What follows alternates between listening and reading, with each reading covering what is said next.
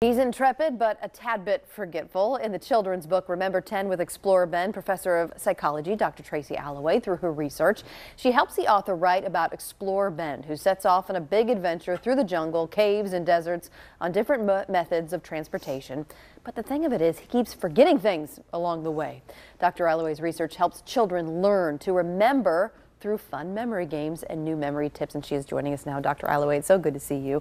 Thanks for being here. So the memory tips, the meat of the book, is really what you provided to the author. So why is it important to try to help children develop a memory early?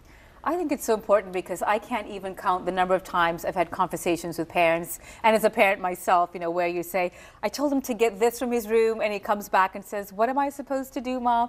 So just these simple everyday activities, we often see our children forgetting what they need to do, or getting into the car, you're on your way to school, and they say, oh, Mom, I left this at home, can we turn around? And so really I wanted to be able to work with this author to create these fun memory tips that kids could learn on their own. Can you reach kids at such a young age? Can you teach them to remember better, right? Or is this just a fruitless effort? Obviously not. You wrote in this book, but you know, it's like kids are going to be kids, but to some extent you can teach them. Oh, absolutely. And I think that's what's so fun about this this book is, you know, I have a 7-year-old and he just loves this book when he actually tries to use some of those memory tips himself. And so it's things like visualizing, or things like creating a little map in your house for where you need to go. So you stand in your bedroom, you think, what do I need to get from here? You stand in your living room, what do I need to get from here? So it's using those kinds of cues to help you remember that you can use in everyday life, not just in a little book activity like this. So the drawing of the room, that's one of the methods that you use to try to help kids what? Remember where things are in the room? Remember what? What are we going to learn out of? Because I saw that picture in the book. Yes. So imagine that you have to get ready for school and your mom says, all right, do you have everything you need?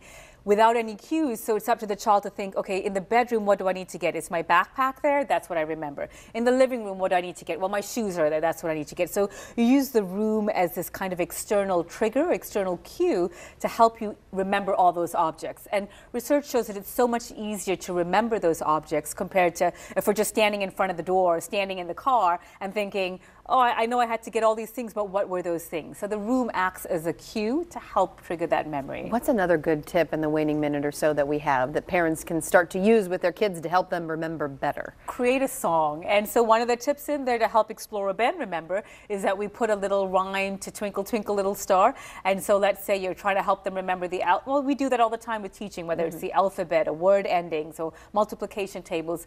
Putting something to music helps our brain encode and remember that information so much more. So if they have activities that you need them to do, maybe chores, a list of chores, and they keep forgetting what they need to do, put it to a song, and then you could kind of say, let's sing our song. What do you need to do for chores before you go to bed? So it's changing the words of a song to try to then help them remember whatever they need to do. Not necessarily, because I know that there has been some research about listening to music while studying, but this is actually changing the words, like in the ABCs. You're actually learning the ABCs through song. Exactly. So Twinkle Twinkle, instead of singing Twinkle Twinkle, you're saying, first I pick my clothes up, and I'm not going to sing on air, but it works. But it does work. The kids will remember that because they know the melody, and then it's far easier to remember the words than in what they need to do as a result. Okay, so you just got to think about what you want to put in that song. Exactly. Right? You can have a lot of fun with that. Then they take the dishes out of the dishwasher, and then they help mom with the laundry. It could be wonderful. Exactly. Okay, where can we get a copy of this book, and what else do you think that parents are going to be able to retain? What age do you think is appropriate for kids? Yeah, it's on Amazon right now, so you can go on Amazon and get a copy.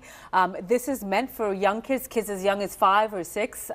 I went to London. I was actually speaking at a conference on learning difficulties, and one of the things I brought back was this book, and this was, you know, I brought other things back for my kids, and this is the one thing that he kept coming back to and he really just enjoyed. So I love that this is such a great book for all ages. My 11-year-old loves it too. We sit down and we do those memory tips together, and then we talk about how we can apply that to everyday life. So I hope that if you have kids in primary or grade age kids, that they would enjoy some of these tips in here too. Dr. Alloway, so good to see you. Thanks for being here. And you can grab a copy of the new children's book, Remember 10 with Explorer Ben, on Amazon and anywhere major books are sold.